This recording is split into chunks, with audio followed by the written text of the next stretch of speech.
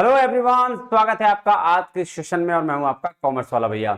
हाँ जी बच्चा लोग, कैसे हैं आप सब? बढ़िया आप जी। सर लास्ट क्लास में हमने बीएसटी में ना आपका जो फंक्शन ये मैनेजमेंट था फंक्शंस का, वो हम लोग कंप्लीट कर चुके थे। मतलब पहला यूनिट जो है nature and significance of management हमने कंप्लीट किया। आज हम शुरू करने जा रहे हैं बीएसटी का आपका क्लास 12 का जो है दूसरा यूनिट, जो है आपका प्रिंसिपल ऑफ मैनेजमेंट। मैं चलो एक बात बताओ कि भाई साहब ऐसा है कि अगर आप कहीं पे जा रहे हो, मान लो किसी जगह पे टूर करने, कहीं पे विजिट करने, कहीं किसी जगह पे देखने जा रहे हो किसी चीज को, तो अगर आपसे आपका कोई दूसरा फ्रेंड जो वहां पे नहीं गया है और आपसे ये पूछे कि बताओ आज का ट्रिप कैसा था, तो आप बता सकते हो कि नहीं?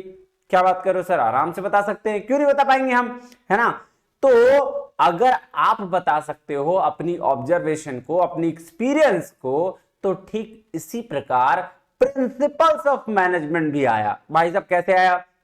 देखिए, मैं अगर बात करूं तो कुछ ऐसे लोग हुए, कुछ ऐसे महान हस्ती हुए जिन्होंने मैनेजमेंट में काम किया, जिन्होंने टॉप लेवल मैनेजमेंट में काम करके अपनी एक्सपीरियंस के बेस पर, अपनी ऑब्जर्वेशन के बेस पर कुछ ना अनुभव किया, एक्सपीरियंस किया, क्या किया, और कुछ गाइडलाइंस बनाए, कुछ रूल्स बनाया, कुछ रेगुलेशंस बनाए। जो जो क्या बोला उन्होंने बोला ये रूल्स रेगुलेशन अगर अपना लोगे ना, क्योंकि हमने फेस किया है, अगर ये रूल्स रेगुलेशन, ये गाइडलाइन अपना लोगे तो आपकी मैनेजमेंट में भी दिक्कत नहीं आएगी।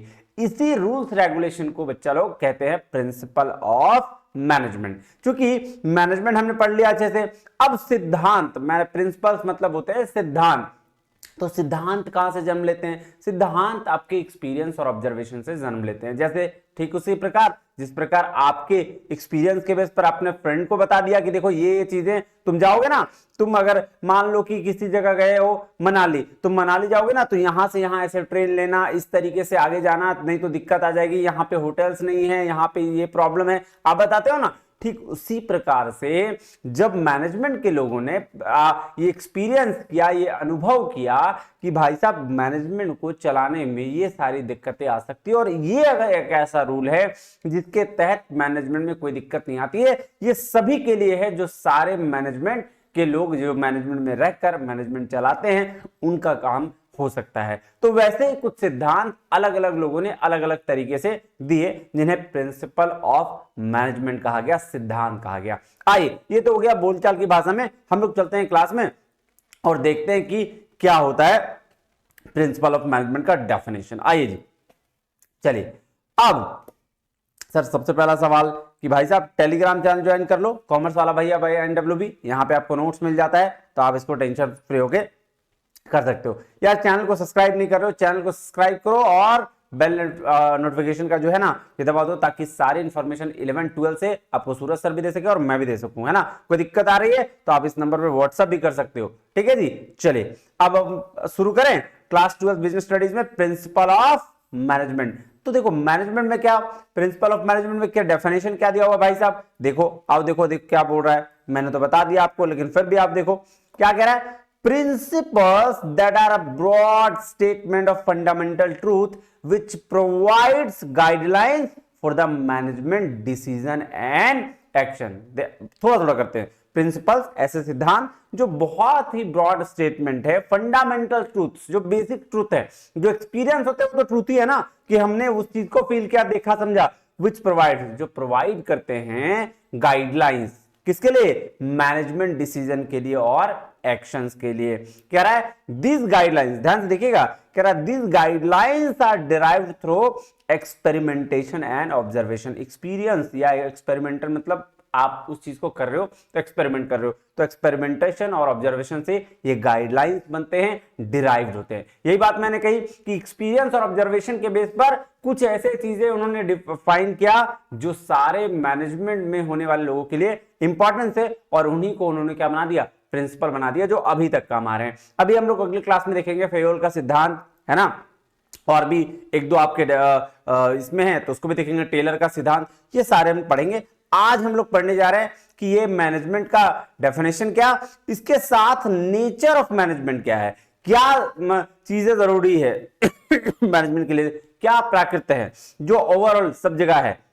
देखो नेचर और प्रिंसिपल ऑफ मैनेजमेंट की अगर बात करें तो सबसे पहला है यूनिवर्सल एप्लीकेशन, मतलब कि जो चीजें ऑब्जर्व करी, जो चीजें निकाल के लेके आ गए, कौन, महानुभव लोग, बड़े बड़े लोग जिन्होंने मैनेजमेंट में काम करा है, वो हर जगह एप्लीकेबल है। हर जगह एप्लीकेबल है का मतलब क्या हुआ कि क्या उनके बाद मैनेजमेंट नहीं रही होगी, बिल्कुल रहा होगा। क्या उनके बाद बिजनेसेस नहीं चलेंगी, बिल्कुल चला होगा। क्या उनके बाद लोगों ने काम नहीं किया होगा, कहा होगा। तो उन्होंने इस प्रिंसिपल को इस हिसाब से बनाया कि इसकी एप्लीकेशन जो है वो हर जगह हो रही है। ठीक है, तो ये हो गया यूनिवर्सल एप्लीकेशन। जनरल गाइडलाइंस होते हैं, जनरल गाइडलाइंस मतलब रूल्स रेगुलेशन होते हैं जो बेसिक्स है ना, वो सब जगह एप्लीकेबल है, वो सारा चीज।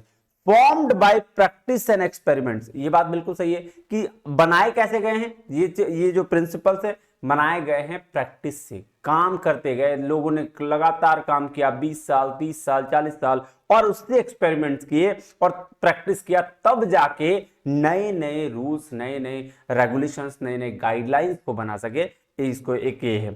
उसके बाद है फ्लेक्सिबिलिटी। फ्लेक्सिबिलिटी क्या है कि भैया आप अपने हिसाब से उसको काम कर सकते हो, आपको कुछ इसमें चीजें नहीं लग रही है मत अपनाओ, कुछ चीजें लग रही है अपना लो। ठीक है, ये वाला बात है। बिहेवियरल इन लाइफ, लाइफ में बिहेवियरल है नहीं जी, बिहेवियरल मतलब बिहेवियर कि भाई साहब आप अपने सिद्धांतों को अपने तरीके से कैसे लेके चलते हो। कॉज एंड इफेक्ट रिलेशनशिप है। कॉज एंड इफेक्ट रिलेशनशिप मतलब कि भैया अगर कोई कॉज है तो उसका इफेक्ट भी तो होगा। मतलब सर अगर हम अपने मैनेजमेंट में वर्कर्स को थोड़ा सा इंसेंटिव अच्छा देंगे तो वो क्या करेंगे, काम अच्छा करेंगे। देखो कॉज था, उसका इफेक्ट भी हुआ, है ना। तो इस तरह की रिलेशनशिप भी मैनेजमेंट में डेवलप हुए। उसके बाद ये प्रिंसिपल ऑफ सिद्धांत के अंतर इक्वल इंपॉर्टेंस दिया गया, हर चीज को इक्वल इंपॉर्टेंस दिया गया, है ना। तो ये सारे क्या है, नेचर ऑफ मैनेजमेंट। आओ डिटेल में थोड़ा इसको पढ़ने की कोशिश करते हैं। चलें जी सर, के nature of management principles given below क्या है, यूनिवर्सल एप्लीकेशन है। देखो क्या कह रहा है, the principle of management are universal in nature. ये तो बात हर जगह एप्लीकेबल होते हैं। That means they can be applied to all types of organisations irrespective of their size and nature. बोल रहा है चाहे छोटा हो बड़ा हो, किसी भी साइज का ऑर्गेनाइजेशन हो, कोई भी नेचर हो, हर जगह हर टाइप्स ऑफ ऑर्गेनाइजेशन में इसको हम अप्लाई कर सकते हैं। यही तो था यूनिवर्सल एप्लीकेशन। नहीं कह रहा है उसका रिजल्ट्स वेरी कर सकता है और एप्लीकेशन किस हिसाब से मॉडिफाई किया गया है वो कह रहा है these are suitable for all kinds of organisation. ये तो बात सही बात मैंने बोला, ये यूनिवर्सल मतलब हर जगह अप्लाई कर सकते हैं, सिंपल। दूसरा जनरल गाइडलाइंस, क्या कह रहा है, कह रहा है management principles provides general guidelines in tackling the organisation situation. तो देखो टैकल करने के लिए, ऑर्गेनाइजेशन से रिलेटेड सिचुएशन को सही तरीके से देखने के लिए, जो भी प्रॉब्लम्स आ रही है उसको बोलते हैं ना वाइजली सॉल्व करने के लिए मैनेजमेंट प्रिंसिपल्स को लाया गया है कि भैया कुछ ऐसे गाइडलाइंस बना देते हैं ताकि जो हमने ऑब्जर्व किया, जो फेस किया, वो आगे आने वाले टाइम में लोग मैनेजमेंट के जो काम करने वाले हैं वो फेस ना करें। वही कह रहे हैं दे आर नॉट रिजिड, वो रिजिड ना रहे।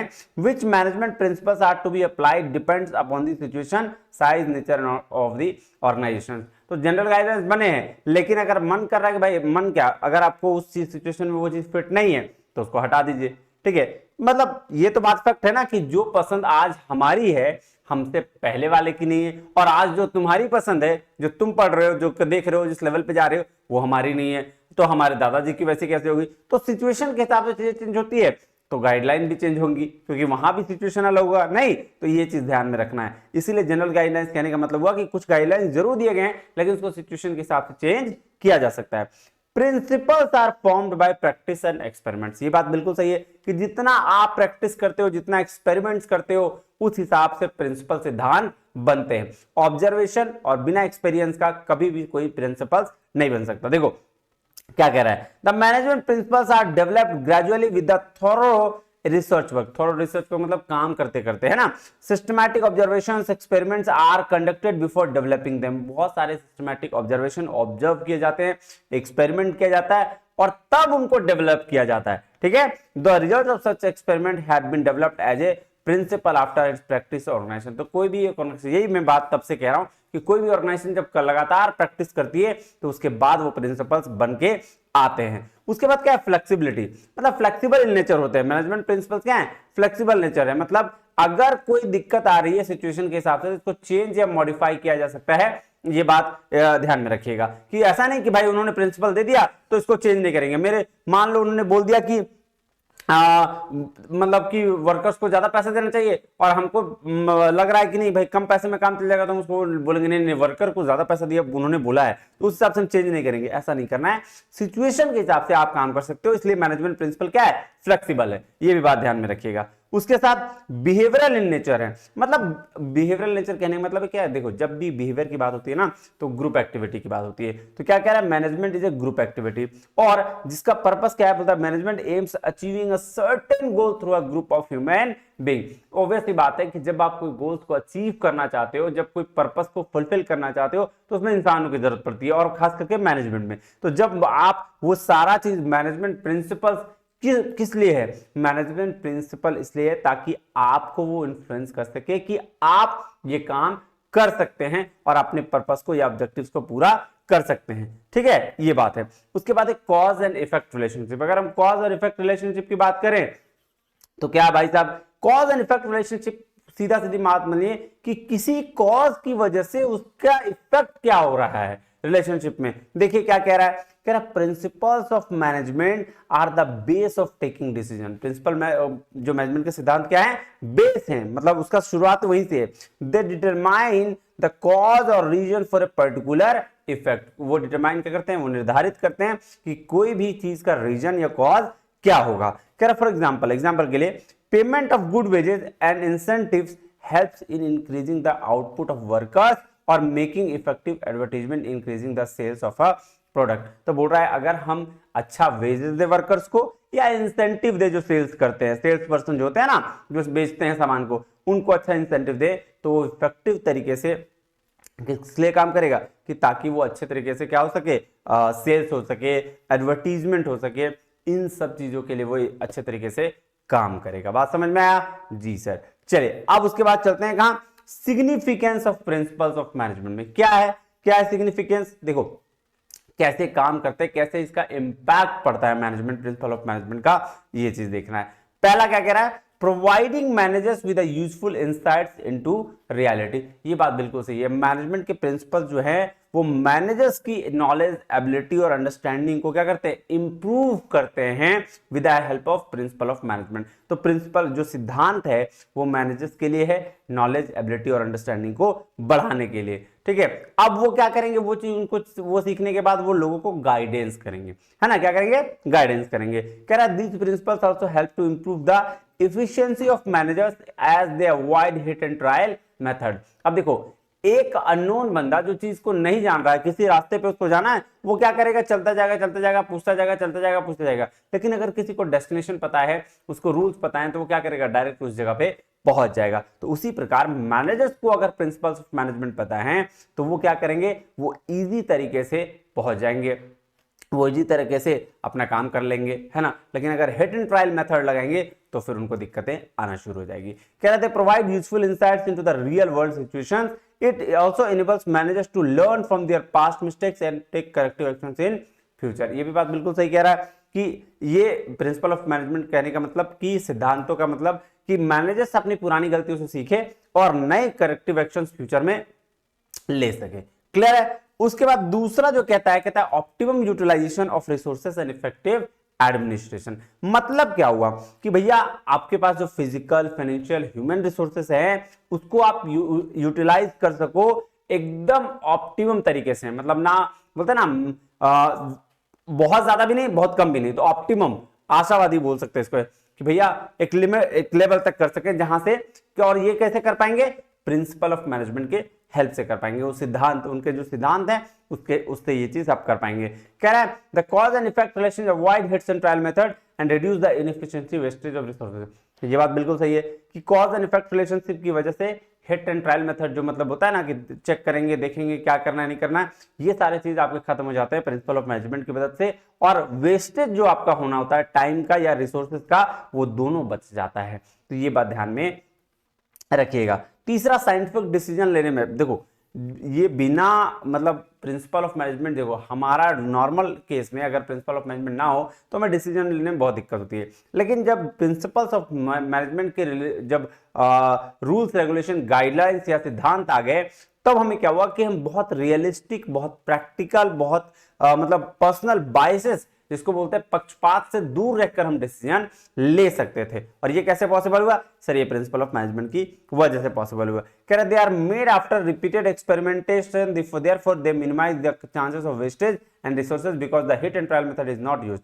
देखो ये बात तो बिल्कुल फैक्ट है, मैं कब से यही कह रहा हूं कि क्या होता है कि जब वो मैनेजमेंट जिन्होंने प्रिंसिपल ऑफ मैनेजमेंट का ये बनाया, उन्होंने अपने एक्सपीरियंस के बेस पर बहुत सारे जो कमियां थी, जो बहुत सारी चीजें होने वाली थी, उन सारी चीजों को उसमें बता रखा, जिससे क्या हुआ कि वो आपका जो टाइम ऑफ वेस्टेज था, रिसोर्सेज का वेस्टेज था, वो बच गया और उसके बचने की वजह से आप डिसीजन अच्छे से ले पाए।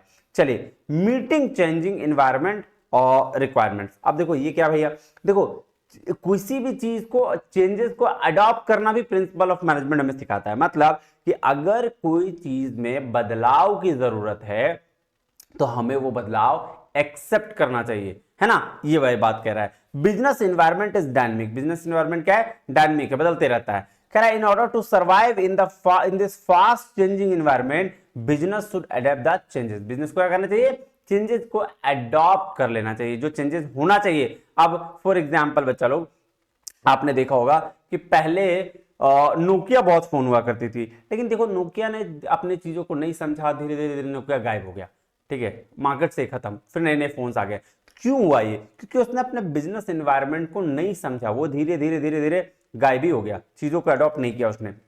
तो चेंजेस को अडॉप्ट करना बहुत जरूरी है। सो क्या कह रहा है, मैनेजमेंट प्रिंसिपल्स गाइड करते हैं मैनेजर्स को कि करेक्टिव एक्शंस लें, ऑर्गेनाइजेशंस की हेल्प करें और चेंजेस को इंप्लीमेंट करने में उनकी मदद करें। ये बात ध्यान में रखिएगा जी। उसके बाद है फुलफिलिंग द सोशल रिस्पॉन्सिबिलिटी। अब देखो यार, बिजनेस जब आप कर रहे हो तो आपको सिर्फ और सिर्फ बिजनेस पे ध्यान नहीं देना है, उसके साथ साथ जो ड्यूटी ऑफ दी सोसाइटी है कि आप जब बिजनेस को परफॉर्म करते हो तो सोसाइटी के बारे में आपको भी सोचना चाहिए। ये बात प्रिंसिपल ऑफ मैनेजमेंट सिखाता है। देखो क्या कह रहा है, principle of management not only helps in achieving organizational goal, सिर्फ ऑर्गेनाइजेशनल गोल को अचीव करने में वो हेल्प नहीं करता, but also helps manager in performing the social responsibilities. वो परफॉर्म करने में समाज की रिस्पॉन्सिबिलिटी यानी सोशल रिस्पॉन्सिबिलिटी के लिए भी मदद करता है। फॉर एग्जाम्पल क्या कह रहा है, देखिए कह रहा था principle of remuneration focuses on giving just and fair remuneration to the employees irrespective of caste, religion and gender. बोल रहा भाई साहब, मैनेजमेंट सिखाता है प्रिंसिपल ऑफ मैनेजमेंट कि भैया सभी को इक्वल इंपॉर्टेंस दो, इक्वल रेम्यूनरेशन दो, ना कि जात धर्म और जेंडर के भेद पर आप उसको कम या ज्यादा करो, ठीक है। तो ये बात क्या है सर, सोशल रिस्पॉन्सिबिलिटी को फुलफिल कर रहा है। अब चलते हैं नेक्स्ट क्या है जी, आइए मैनेजमेंट ट्रेनिंग एजुकेशन रिसर्च। बोल रहा भाई मैनेजमेंट की ट्रेनिंग एजुकेशन और रिसर्च ये सब बात किसका है सर, ये सब मैनेजमेंट थ्योरी या मैनेजमेंट के प्रिंसिपल का कोर है कि आपको ये ट्रेनिंग देनी चाहिए। कह रहा है as these principle are the at the core of the management theory, they are used for training education and research, these principle are also included in graduate and post graduate courses. अब देखो management का training ये सारा चीज तो बोल रहा भाई साहब ये तो आपके आगे फ्यूचर में भी काम आने वाला है ना, ये सारा चीज आपको कोर्सेज में भी पढ़ाया जाने वाला है। तो ये बात ध्यान में रखिएगा कि मैनेजमेंट जो ट्रेनिंग है एजुकेशन और रिसर्च में भी काम आता है, ठीक है जी। कोई दिक्कत परेशानी तकलीफ नहीं, ठीक है बच्चा लोग। तो आज के लिए इतना ही, मिलता है अगले वीडियो में फेयोल या टेलर के सिद्धांत के साथ। थैंक यू वेरी मच, जय हिंद।